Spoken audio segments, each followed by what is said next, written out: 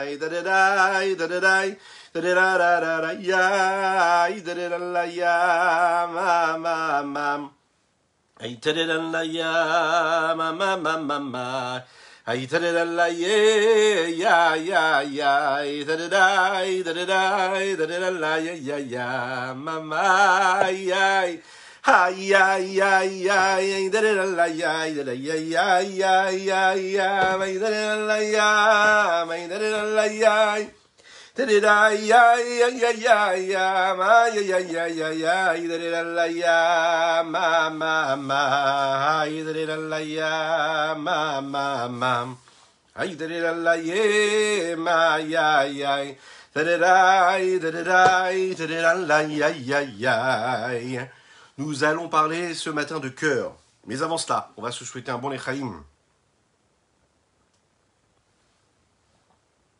Lechaim, nous étudions ce matin pour la Refoua Shelema de Pinchas Ber Ben Yentel, à Kadosh Baruch Hu, que lui envoie Kadosh Baruch Hu.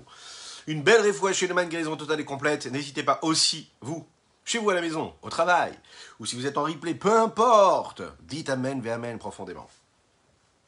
C'est l'histoire d'un homme, il s'appelait Rav Mendel Fouterfas, un grand élève de la Chassidoute. Il a donné sa vie en Russie avant d'émigrer aux États-Unis. Donner sa vie, vraiment on peut le dire. Plus d'une fois, il a donné sa vie, il a failli vraiment être pris par le KGB, par les forces russes. Il s'est même retrouvé exilé en Sibérie, parce qu'il diffusait la Torah, parce qu'il pratiquait la Torah et les mitzvot, et qu'il aidait d'autres juifs à pratiquer la Torah et les mitzvot.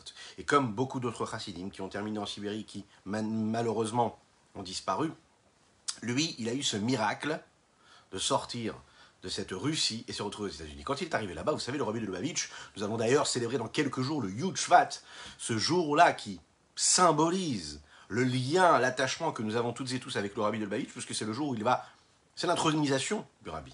En tant que rabbi, un an après la disparition, entre guillemets, physique, matérielle dans ce monde-là, de rabbi Yosef Yitzhak, du rabbi précédent, le beau-père du rabbi, un an après, le rabbi de Lubavitch va devenir rabbi, intronisation officielle du rabbi. Et il faut le savoir, ce qu'il va lancer, le rabbi de Lubavitch, c'est les 10 Mifsaïm, ces 10 campagnes. Vous avez tous l'occasion de croiser un juif, un Lubavitch, ou peut-être plus maintenant, parce que tout le monde le fait, Baruch Hashem, qui va vous proposer de mettre les téphilines, qui va proposer à un autre juif de mettre les téphilines. Le rabbi de Lubavitch a initié tout cela. Le Rav Mendel Fouterfas, il arrive, et avec beaucoup d'humilité, puisqu'il faut savoir qu'il était déjà l'élève du rabbi Yosef Yitzhak, d'accord, il était bien plus âgé que le rabbi de Lubavitch actuel, et il suit les directives du rabbi. Et il va dans la rue et il propose aux gens de mettre la téphilines. Alors maintenant c'est quelque chose de commun, mais à l'époque, vous l'imaginez, on est dans les années 50, 60, quelque chose comme ça, 70 peut-être, ou un peu plus. Et dans la rue, arrêter des gens comme ça, leur proposer de mettre les téfilines, c'était un petit peu curieux. Et comment est-ce qu'ils faisaient? Ils venaient de Russie, ils ne savaient pas parler du tout, quasiment, l'anglais. Mais ils connaissaient 3 mots. Jewish, moi et toi. I, you. Et c'est ce qu'il faisait. Il arrêtait les gens dans la rue et leur disait Jewish, est-ce que tu es juif? Je, tu, téfilines. Et il leur mettait les téfilines. Toi, tu es juif, moi j'ai des téfilines, toi tu vas mettre les téfilines.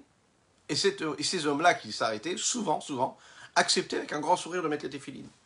Voilà un homme qui a dû changer, transformer la vie, l'existence de familles, de monde entier, par ce petit acte-là, de leur mettre les téfilines, et il connaissait seulement 3 mots. C'est quelque chose d'extraordinaire quand on réfléchit. Quand on prend un petit peu de recul, comment? Vous imaginez un petit peu, c'est des personnes qui ne faisaient pas la Torah et les Mitzvot, qui n'accomplissaient pas la Torah et les Mitzvot, parfois qui étaient très éloignés de leur connexion avec Dieu. Comment ils réussissaient à les soumettre à cela et à les convaincre de faire ce qu'ils avaient à faire, sans poser de questions, sans théorie, sans philosophie, sans questions-réponses, sans discuter avec eux.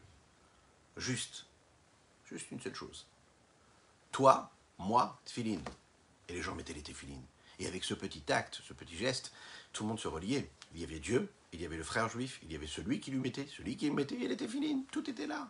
Toute l'histoire d'un juif sur terre se résumait dans cet acte-là de mettre les téfilines. Pas besoin de conférences, pas besoin de suivre des séminaires sur la philosophie juive ou sur la pratique du judaïsme dans les temps, dans les périodes dans lesquelles on est en train de vivre, dans ce temps moderne, etc. Non, pas du tout. En fait, si vous l'avez détecté, c'est un petit peu le sujet global, et même précis, on pourrait le dire, que nous abordons tous les jours dans ce Tanya. Le Tanya, il est justement là pour nous faire découvrir qu'est-ce que c'est être juif. Être juif, c'est avoir une âme divine en nous, c'est avoir un cœur juif. Et le cœur juif, personne ne peut nous le prendre. Peu importe ce que nous vivons, peu importe notre passé, notre présent, notre futur, peu importe notre espace, notre temps. Ce regard-là que le Rabbi Shlomo Zalman est en train de nous permettre d'avoir, c'est celui qui nous permet de scruter véritablement quel est ce cœur juif. Une fois qu'on est conscient du cœur juif que nous avons en nous, on est tranquille, on est armé pour toutes les situations. On peut traverser les siècles, on peut traverser tous les déserts. Lechaim, lechaim.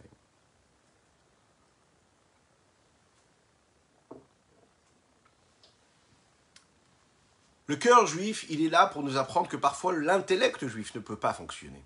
Et parfois l'intellect juif fonctionne, mais il faut le laisser à sa place et il ne faut pas trop le prendre avec nous. Qu'est-ce que cela veut dire? Ça veut dire qu'on sait, les plus grands philosophes étaient juifs, les plus grands psychologues étaient juifs et sont juifs souvent. Oui, il y a des grands intellectuels, des grands philosophes, mais est-ce que pour autant, c'est ce qu'il faut suivre, l'intellect? Parfois, il faut le mettre de côté. Les épreuves que le monde nous propose et il nous présente, et il y en a beaucoup, alors parfois, c'est des épreuves qui sont, vous savez, qui sont choquantes, qui sont visibles. Parfois, c'est des épreuves qui sont profondes à l'intérieur de nous, qui font partie de notre âme, des méandres, de tout ce qui se passe à l'intérieur de notre psychologie, de notre nature, de toutes ces blessures que nous avons, de toutes ces cicatrices qu'installent en nous ces épreuves de la vie, de l'existence.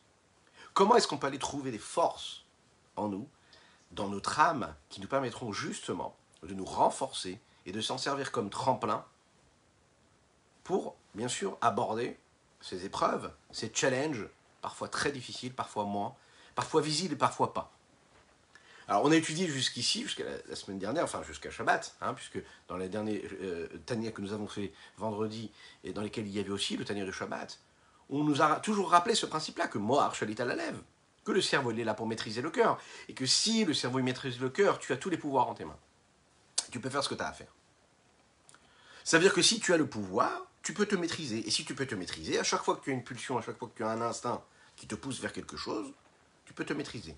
On a vu aussi que pour pouvoir se maîtriser, décider de se maîtriser, il fallait décider de vouloir. Vouloir. Oui, on a parlé de ce principe. Je veux, si je veux, je peux me maîtriser. Ok, mais je veux pas. Alors donc, il faut que je décide de vouloir. Et dès l'instant que je décide de vouloir, alors à ce moment-là, je vais réussir. Comme l'exemple que nous avons donné, la personne qui fume, mais qui, bien sûr, peut s'arrêter, mais il n'a pas décidé de s'arrêter, mais il va décider de s'arrêter. Et quand il prend la décision de vouloir s'arrêter, alors à ce moment-là, il s'arrêtera. Le problème, c'est que pour pouvoir s'arrêter, il faut savoir qu'est-ce qu'il faut arrêter. C'est la raison pour laquelle la Chassidut, elle est là, elle vient nous dévoiler, nous permettre de découvrir qui nous sommes véritablement. Le problème, c'est que vous êtes d'accord, ceux qui nous suivent, Baruch Hashem, de plus en plus, vous êtes d'accord que plus on avance, plus on gratte, et plus on se rend compte qu'en fait, la complexité de notre âme, de notre intellect, de notre cœur, parfois peut nous faire même, parfois chuter, sombrer, face à l'immensité, face à cette montagne vertigineuse qu'il faut aller grimper tous les jours. On se dit, mais c'est pas possible. Plus on avance, vaut mieux parfois ne pas savoir. Quand on sait véritablement ce que nous avons à faire, à construire, quand nous sommes conscients de nos potentiels, mais aussi de nos faiblesses, alors c'est très compliqué. Enfin, c'est plus compliqué que quand on ne le sait pas. La force du Tanya, c'est qu'il nous apprend à prendre conscience, mais tout en prenant conscience, on réussit quand même à garder une forme d'humilité, d'abnégation. Et cette abnégation et cette modestie de soi, hein, c'est ce qui permet à l'homme quand même de se dire, eh bien, c'est pas grave. J'ai des potentiels qui sont énormes, j'ai aussi des faiblesses qui sont énormes, mais aussi humble que je sois, j'ai la possibilité de faire partie de ce grand projet, de ce que Dieu attend de moi. Ça veut dire que, pour pouvoir, j'ai besoin de ressentir. Maintenant, je ne ressens pas la nécessité, je ne ressens pas la capacité. Eh bien, je vais découvrir en moi cet amour qui est caché, que nous avons toutes et tous en nous. Parce que nous l'avons, cette Ahava Mesuteret. Lorsque l'on aime quelque chose, eh bien, on le veut. Lorsque l'on déteste quelque chose, on s'en éloigne. De manière totalement naturelle.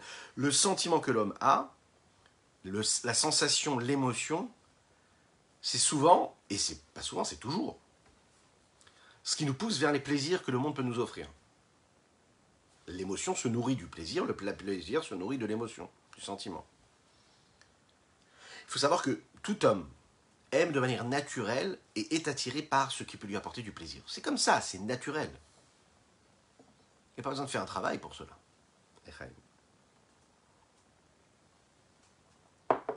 L'homme commence à grandir. Et il s'avère que dans ces plaisirs que le monde peut lui offrir, il y a ce qui est permis et ce qui est interdit. Même quand c'est permis, on lui dit, tu sais, il faut quand même faire attention à ces plaisirs permis, parce que ces plaisirs permis, lorsque tu t'y adonnes un peu trop, ben, qu'est-ce qui va se passer? Ben, tu deviens dépendant, et ensuite de cela, ben, comme c'est un plaisir physique, le physique, la matière appelle la matière, et puis tu peux tomber dans l'interdit.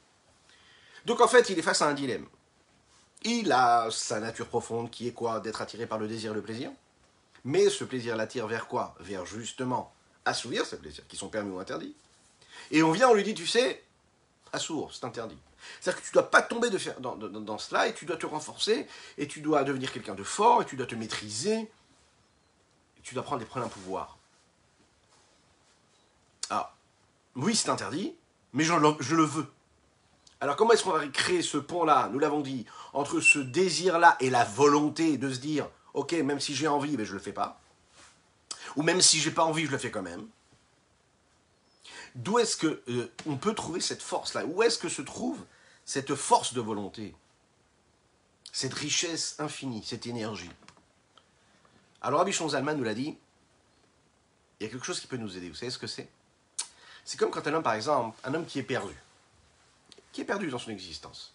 Mais il sent qu'il avance. Vous avez des gens qui possèdent des choses phénoménales, c'est-à-dire qui ont tout, qui peuvent avoir des capacités intellectuelles, philosophiques, morales, spirituelles. Vous avez des personnes qui sont très très riches, qui ont tout ce qu'il faut. Et pourtant, ils ressassent et pourtant ils broient des choses négatives. Et ça, ce dont nous avons parlé il y a quelques jours, c'est parfois cet enfermement, cette prison que l'on peut avoir, chacun dans son domaine, peu importe. Il y a celui pour qui sa prison, c'est le fait de ne pas avoir matériellement de quoi vivre pleinement. Ce qu'on souhaite, c'est que tout le monde ait tout ce qu'il faut, l'opulence matérielle et spirituelle. Il y a celui qui a ce qu'il faut matériellement, mais l'opacité s'est installée autour de lui et il ne voit même plus la nécessité du spirituel, ou même quand il la voit, ça reste quelque chose de voilé en nous et de caché. Il y a celui qui a tout à son niveau, mais que le Yetzer Hara va saisir à travers de la tristesse, à travers de la remise en question, à travers ce Yetzer Hara qui va installer en lui, grâce à toutes les forces qu'il a, et il trouve toujours les solutions pour cela, et bien de perdre l'homme, de faire en sorte qu'il se perde lui-même, pas de le perdre, de le gagner. faire le vide de ce qui se passe autour de nous intellectuellement ou même émotionnellement, et se mettre à réfléchir. Pas réfléchir et aller là où notre tête va. Pourquoi? Parce que l'Yetzirah, il est très fort. Des analyses, des questions, des réponses, plein de sujets qui vont se poser en lui et qui vont le bloquer. C'est-à-dire qui vont l'amener aussi à réfléchir, mais à nourrir cette chute-là qu'il est en train de vivre, ou bien ces doutes qui sont en train s'installer en lui, ou bien ce flou, cet état-là qui est ni là ni là, un no man's land. Souvent, un homme qui ne fait pas ce qu'il doit faire dans sa vie, c'est parce qu'il est un peu perdu, il est un peu là, il ne sait pas où il est. Ça, hein, c'est la froideur. C'est la froideur que le Yetzirah est capable de mettre dans l'esprit. Ça veut dire que ce n'est même pas des émotions, c'est pas qu'il a envie de faire des avérotes, c'est pas qu'il a le désir d'aller faire l'inverse de la volonté d'Hachem. Il n'a même pas ça. Juste son intellect est pris par les doutes. C'est le Yetzirah qui vient le refroidir. Alors c'est ce qu'il dit ici de Rabbi Shimon Zalman. Il faut stopper, taper comme ça sur la table, doucement, et puis dire à son cerveau, le diriger quelque part vers une réflexion, mais là qui va être une réflexion qui va être saine. Donc la première chose qui va nourrir notre volonté, c'est la réflexion. Idbonenut. Réfléchir. Mais à quoi? Alors cette réflexion qui peut nous perdre, eh bien cette réflexion va la diriger dans quelque chose de constructif, qui va être quoi? Réfléchir à Dieu. Ah, tu vas me dire, mais ça veut dire quoi réfléchir à Dieu? Voilà, juste avant, mon intellect aussi, il était en train de tourner en rond. Des jours, des nuits entières, des semaines. Réfléchissez aussi. Et dans ces réflexions, il y a aussi la présence de Dieu qui est là. Il y a aussi la foi en Dieu que l'on peut avoir. Il y a aussi les questionnements que nous avons pour Dieu. Si on analyse véritablement, on se rendra compte, sur l'heure entière où on a pu réfléchir ou laisser aller nos pensées, nos réflexions, les secondes qui ont été consacrées à penser à Dieu, véritablement à Dieu, c'est-à-dire à sa grandeur, à qui il est, elles sont minimes. Parfois inexistantes, et quand elles le sont, minimes. Rabbi Shimon Zalman, il dit, prends ton cerveau, dirige-le, et réfléchis. Sois dans une conscience de cette réflexion. Discerne véritablement où est-ce qu'il est Dieu, qui est Dieu, sa grandeur. Et tu commences par la nature, tu commences par le minéral, ensuite tu vas vers le végétal, tu vas vers l'animal, tu vas vers l'homme. Tu réfléchis à sa grandeur. Et face à cette immensité-là, bizarrement, ou pas bizarrement, mais en tout cas ce qui va se passer, c'est un test, et c'est eux tous, vous pouvez le faire, c'est une promesse, c'est écrit dans les livres. Et bien tout de suite on passe à un autre monde, on passe à un autre degré. Qu'est-ce qui s'est passé? La personne qui était juste avant, c'est plus la même. Quelques temps de réflexion, parfois c'est quelques secondes, quelques minutes de réflexion, déjà ça nous fait passer quelque part d'autre. C'est-à-dire que cette logique, cette conscience qui devient même une pleine conscience, mais nous fait traverser ces preuves de doute, ou même d'égarement, encore une fois émotionnels ou même intellectuels, et ça permet à l'homme d'ouvrir en lui, parce qu'il a réfléchi à ce qui était plus grand que lui, à la grandeur de Dieu qui le dépasse. Ça le ramène un petit peu sur terre aussi, et ça lui rappelle qu'au-dessus de lui, il y a le ciel, il y a Dieu, que lui, il a les pieds ancrés sur terre, mais que sa tête, elle doit être dirigée vers le ciel, vers Dieu. Ok, donc là, il sépare. Il y a la terre, il y a le monde dans lequel je vis, il y a la matière, il y a la matérialité, puis il y a le spirituel, il y a Dieu, il y a l'impureté, et puis il y a la sainteté, il y a le mal, et puis il y a le bon, et puis il y a le mauvais penchant, il y a aussi le bon penchant, et puis il y a l'âme animale, et puis il y a aussi l'âme divine, et puis il y a l'impureté, et puis il y a la sainteté. Il refait un petit peu de l'ordre dans tout ce qui se passe dans sa vie, et le fait de faire de l'ordre dans son existence, en quelques minutes, il peut retrouver la bonne route. C'est-à-dire, il est réarmé pour faire ce qu'il a à faire. Pas après pas, étape après étape. Pensez encore une fois. Il faut savoir que cette réflexion, elle va créer quoi? Cette prise de conscience, ce recul nécessaire, et donc créer deux choses. Elle va lui donner deux ailes qui vont lui permettre d'avancer dans ces étapes-là. De grimper sur cette échelle dans laquelle il se trouve, sur laquelle il se trouve, ou même d'aller la retrouver, cette échelle, quand il l'a perdue. Et ce sont quoi, les deux ailes? Ira ve'ahava. Comme tu as réfléchi à la grandeur de Dieu, alors tu as pris conscience de son immensité, tu as pris conscience de ta petitesse, tu as pris conscience aussi de ta grandeur, parce que tu sais que tu fais partie de ce grand projet divin, et donc tu fais appel à ces deux ailes, ha'ava, ira, l'amour et la crainte. Il y a une heure, quand il n'avait pas réfléchi à cette grandeur de Dieu, tu te laissais aller à toutes sortes de choses. L'amour de Dieu, la crainte de Dieu, ça n'avait même plus de place. Ça n'avait une place que pour te refroidir encore plus, que pour t'attrister encore plus, ou que parfois pour t'apitoyer sur ton sort. Bon, vous allez me dire, tout ça c'est beau aussi. Ça nous a donné quand même un élément. Ok, la réflexion, réfléchir à la grandeur de Dieu. Vous allez me dire, oui, mais ça a l'air enfantin. Ah, réfléchir à la grandeur de Dieu. Ben oui, oui, on sait, c'est Dieu qui a créé le monde, à la foi en Dieu. Oui, qu'est-ce que... Non. Des pages entières de Chassidut sont là pour nous rappeler que, oui, c'est un geste technique. Comme un grand sportif qui, bizarrement, va refaire toujours les mêmes gestes, et encore une fois s'entraîner, et encore une fois faire le tour du stade, alors qu'il est déjà à autre chose, il est déjà en train de travailler les petites nuances de ses gestes. Non, non, il va reprendre les basiques, les bases. Eh bien, nous aussi, on doit savoir reprendre les bases. Et les bases, c'est toujours de se rappeler de la grandeur de Dieu. Ah, d'accord, ok. Est-ce que c'est si facile? C'est ce qu'on va voir tout de suite. Nechaim.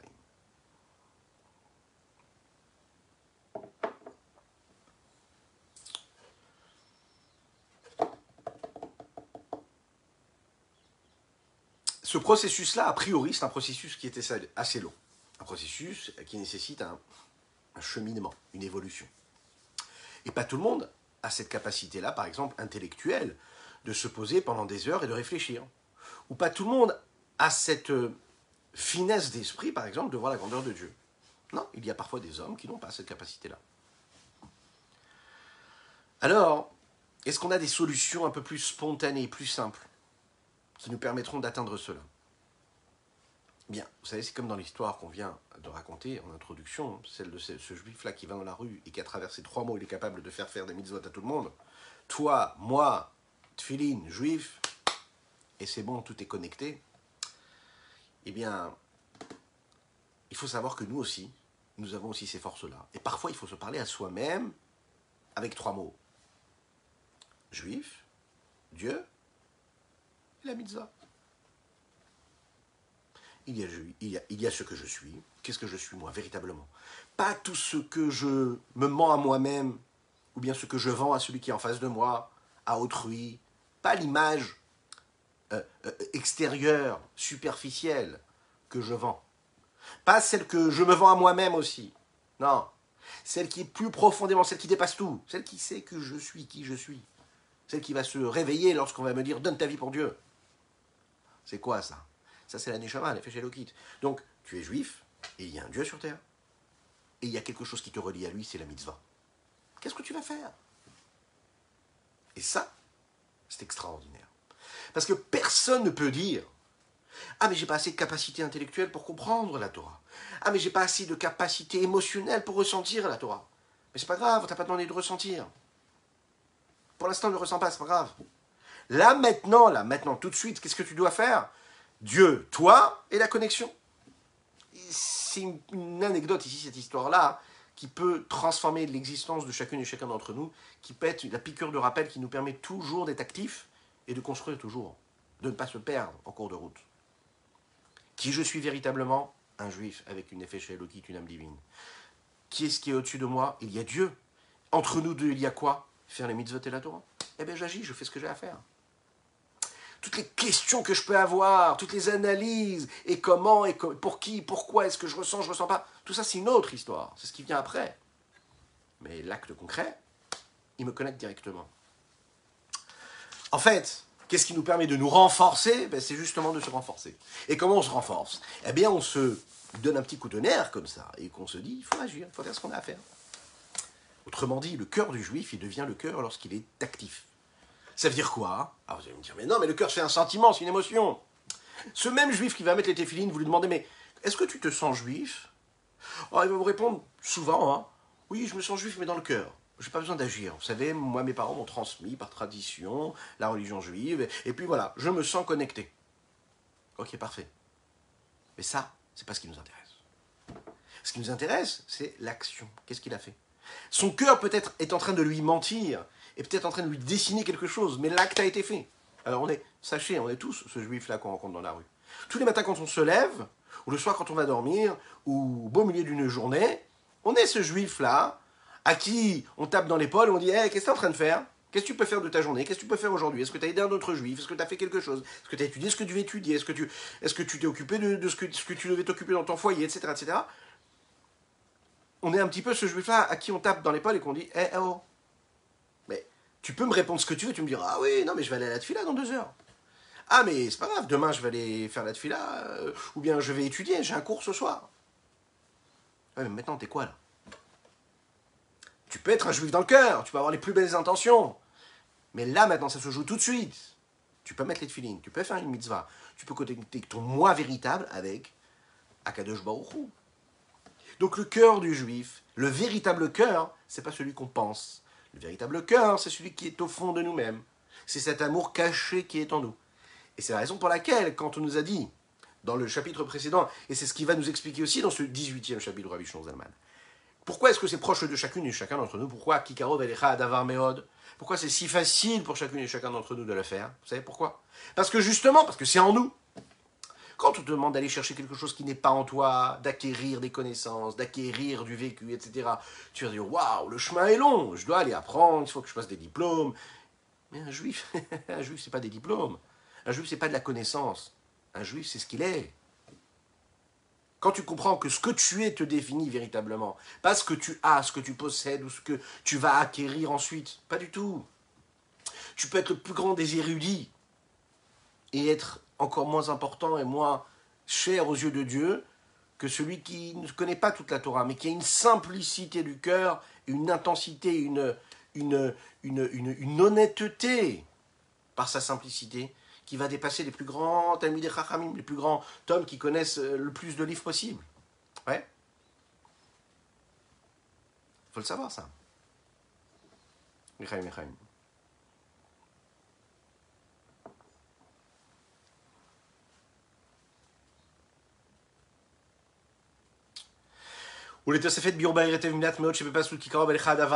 Pour bien comprendre ce que cela veut dire. Qu'est-ce que cela veut dire? Ki karov elecha adavar meod. Karov elecha adavar meod, ça veut dire que c'est proche de toi. C'est-à-dire que tu peux le faire. Et comment tu peux le faire? Comment c'est proche de toi? On nous a expliqué comment est-ce qu'il était proche. Maintenant, meod, véritablement, c'est-à-dire vraiment très proche. Ça n'a pas l'air si facile quand on se lève tous les jours le matin ou le reste du temps dans la journée. Karov, ça veut dire vraiment qu'il est proche de toi. Alors nous l'a dit, c'est par le cerveau parce que je vais réfléchir et les pensées elles vont influencer mon cœur. Karov Meod, ça veut dire que chacun pourrait y arriver même sans réfléchir. Waouh. Il faut savoir que véritablement une personne qui a une conscience et un savoir qui est trop court, trop restreint, ok, dans la connaissance de Dieu. Il peut y avoir, vous savez, sur cette route-là, vers le cheminement, vers la connaissance de Dieu, il peut y avoir des embûches. Le premier, c'est le manque de capacité intellectuelle. On a parfois des capacités, parfois on n'en a pas. Vous avez des personnes qui arrivent à comprendre, d'autres qui n'arrivent pas à comprendre. Parfois, une personne, elle arrive à être, je sais pas, moi par exemple, vous rencontrez des gens, c'est vraiment des personnes qui ont beaucoup de potentiel dans des domaines, des grands businessmen, ou bien qui ont une grande force dans ce qui est le développement informatique, dans le codage, des choses comme ça. Et quand vous les mettez devant une étude de la Torah, quand vous essayez de leur parler de leur nefesh, de leur âme, de leur neshama, n'arrivez rien à comprendre. Ça ne leur parle pas. On peut leur parler d'ésotérisme, ça ne leur parle pas. Je comprends pas, tu as une finesse d'esprit qui te permet de coder et de miner je ne sais combien de... Oui, il n'y a pas de problème. Mais quand il s'agit par exemple d'étudier quelque chose de spirituel, de saint, il n'y a plus rien. Il faut que ce soit toujours dirigé d'une certaine façon pour qu'ils puissent comprendre. Qu'est-ce qui s'est passé? C'est ce qu'on appelle ici Da'at Ketzara. Ça veut dire être capable de vraiment saisir, d'avoir une sensibilité, une finesse que pas tout le monde peut avoir, de comprendre le spirituel, de le saisir, de saisir le divin qu'il y a dans tout. C'est pas si évident. Et il y a celui qui aussi a un manque dans son cœur. C'est quoi? Il y a un homme par exemple qui n'a pas ce cerveau-là qui lui permet de comprendre, saisir Dieu. Et il y a un homme qui n'a pas ce cœur-là. Ça veut dire qu'il n'est pas capable d'arriver à cette étape qui dépasse tout ce qui est intellectuel, dans lesquels où normalement la réflexion intellectuelle est censée passer par le da'at, c'est-à-dire le savoir, la conscience, qui elle génère une émotion d'amour et de crainte. Ce problème-là de passage, de transmission, qu'il y a entre l'expérience intellectuelle vers l'expérience émotionnelle, amour ou crainte, c'est, on peut le dire, un des problèmes centraux de la Avodat Hashem. Un homme, la Avodat Hashem, ça va servir Dieu, un homme qui ne réussit pas, par exemple, à susciter en lui l'amour et la crainte de Dieu, il n'arrivera pas à prier comme il faut. Il a compris tout ce qui est... Il peut même faire un cours entier de 2h30 sur un mot de la tefila, de la prière. Mais de prier, il n'arrive pas à prier. Mais pourquoi? Parce qu'il n'a pas réussi à créer par la réflexion la connexion avec l'émotion.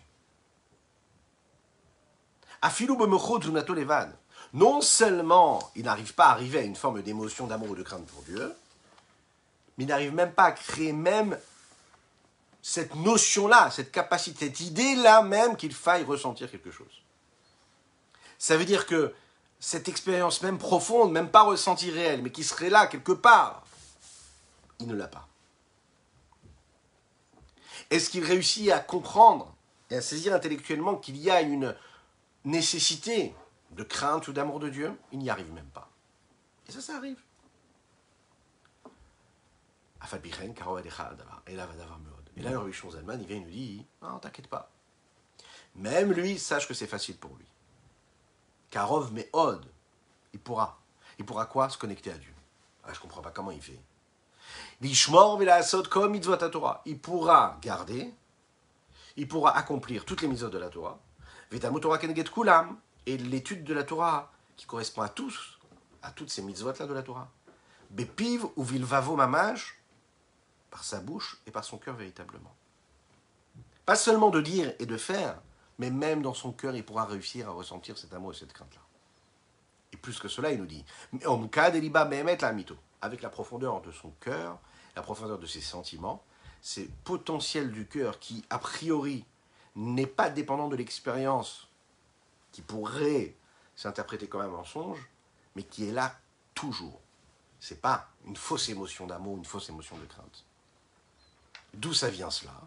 Bidechilu ou rechimu. Ça viendra de la crainte et de l'amour. Shia, shehi ha'ava mesuteret shebelev klalut Israël sheyerushalanu be'avotenu. Cet amour caché qui est dans le cœur de tout ce peuple juif qui est un héritage que nous avons reçu dans nos pères. Ça veut dire que même un homme qui n'a pas réussi à atteindre cette réflexion-là, ce réveil cérébral, pas parce que... Enfin, ça peut être déjà parce qu'il n'a pas des capacités. Vous avez des hommes qui ont un intellect qui est quand même restreint. Et il n'arrive pas à susciter cet amour et cette crainte-là de garder la Torah au cœur. Et cet amour-là, dont on va parler encore dans ce livre-là du Tanya, le Nourazakan l'appelle cet amour caché qu'il y a dans chacune et chacun d'entre nous du peuple juif.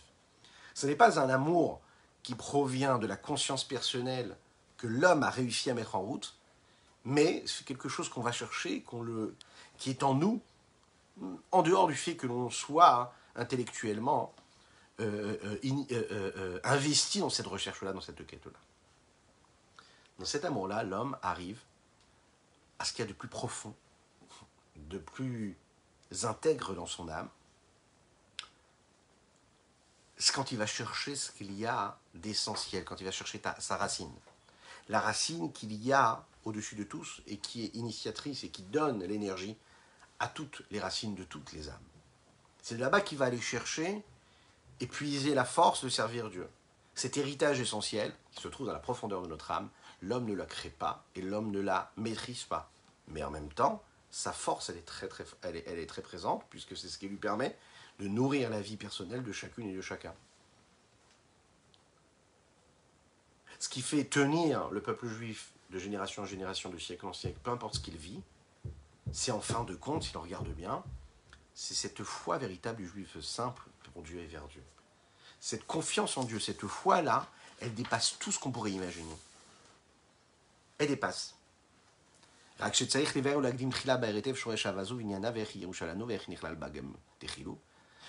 qui va nous rester à essayer de comprendre, c'est la racine de cette âme-là. Mais quel est cet amour-là? Quel est cet amour-là?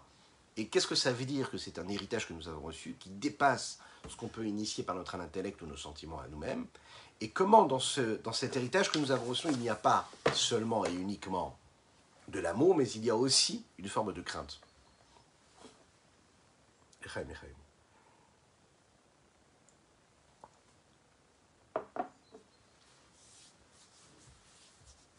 on va terminer et conclure sur ce sujet-là. De manière globale, il faut savoir qu'il y a des choses, des éléments, des moments de vie que nous vivons, ou même des connexions avec Dieu que nous avons, et dans lesquels on ne cherche pas particulièrement à analyser et à comprendre intellectuellement ce qui se passe. Il n'y a pas d'explication intellectuelle. Le Rabbi Shlomo Zalman ici, qui est le fondateur de la Chassidut Chabad, et Chabad, comme son nom l'indique, c'est Chochma Bina Da'at, c'est la sagesse, c'est la compréhension, le discernement et la conscience et le savoir. C'est d'essayer de comprendre chaque chose, toujours avec les outils qui sont à notre portée, à savoir la compréhension, afin de réfléchir et de générer une émotion ensuite. Alors, le Rabbi Shlomo Zalman ici va devenir un, comment on pourrait appeler ça, un expert du cœur de l'homme. Ça ne peut pas rester quelque chose de voilé, de caché. Alors on va disséquer. On va faire cette opération-là et on va aller vraiment chercher ce qui se passe à l'intérieur de ce cœur-là. Dans tous les sens, dans toutes les formes.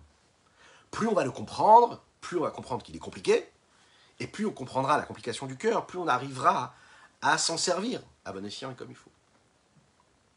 Comprendre la source et la racine de de cet amour-là qui est dans cette âme, c'est comprendre qu'il y a deux âmes, que dans ces âmes-là, chacun il a 10 forces, et ces 10 forces-là, ce sont quoi? Des forces qui sont intellectuelles et émotionnelles. Maintenant, le cœur, il est où? Il est dans ses forces intellectuelles ou ses forces émotionnelles?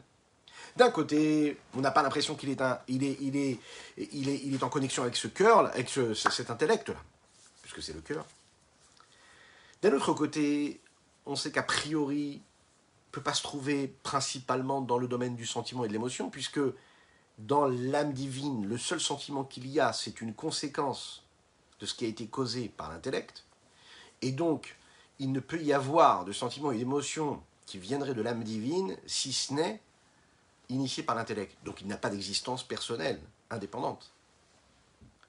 Donc, dans quel endroit de l'âme se retrouve véritablement le cœur du juif? Chaque sentiment, chaque pulsion, chaque instinct qui se met en route en nous amène l'homme vers une direction. Ça dépend laquelle, pas toujours la même. Il amène vers une expérience qu'il va vivre chez lui à la maison, au travail, dans les transports en commun, dans sa voiture, en vacances, en famille, en faisant ses courses. Un homme dans son milieu social, il a une nécessité pour être en bonne santé psychologique d'avoir une assise, une place dans un milieu social. Il va tout faire pour être vu de manière positive, aimante. Il a besoin de se sentir accepté et aimé. Le cœur du juif, c'est quelque chose qui est totalement abstrait en réalité. Où est-ce qu'il amène l'homme? Ça, on ne sait pas. Qu'est-ce qui lui permet et qui l'entraîne à faire ce qu'il fait? Encore une fois, c'est autre chose qu'il faut découvrir. Comment c'est un héritage que nous avons reçu? Comment cet amour caché, c'est un héritage que nous avons reçu de nos patriarches, de nos pères? Est-ce que c'est quelque chose que l'on peut transmettre? On peut transmettre des objets, on peut transmettre une pensée, une théorie, une philosophie à ses enfants, une éducation, une façon de penser, des principes de vie, de la richesse, des objets. Mais est-ce qu'on peut transmettre des sentiments? Les émotions, c'est très compliqué. Comment est-ce que ça se transmet, ça? Comment est-ce qu'on peut dire que c'est une Yerusha, un héritage? Par exemple, on aime un aliment. Comment est-ce qu'on réussit à transmettre cet amour pour un aliment qui est bon pour la santé? Vous avez un enfant qui n'aime pas du tout la tomate. Donc c'est très important de manger de la tomate. Comment est-ce que vous lui donnez cet amour pour cette chose-là qui est bonne? Alors je peux lui dire, tu sais, moi j'ai reçu de ma grand-mère, elle me disait que c'est bon de manger la tomate. Ok. Et j'arrive moi aussi à manger la tomate. Et pourtant, j'arrive pas à lui transmettre la nécessité de manger cette tomate-là. En fait, qu'est-ce que je vais faire? Je vais réussir à lui faire prendre conscience de la nécessité d'être en bonne santé. Et quand je vais l'initier à cela, alors il va comprendre la nécessité d'être en bonne santé, et que pour être en bonne santé, il faut qu'il mange une tomate. Donc il mangera de la tomate. Comment est-ce que l'on peut dire ici qu'on peut se le transmettre en héritage, cet amour d'Akadosh Baruch Hu, d'Avraham, d'Yitzhak, d'Yaakov. Et comment dire que ce sentiment-là est là sans avoir reçu, par exemple, une éducation ou un travail véritable, sérieux? Puisqu'on est en train de nous dire que nous l'avons reçu sans qu'il y ait eu une éducation particulière. Parfois. Et dernière question à laquelle on va répondre, Be'ezrat Hashem, demain, dans notre prochaine partie du Tanya, comment cet amour-là peut être aussi habité d'une forme de crainte. A priori, l'amour et la crainte, c'est deux sentiments différents.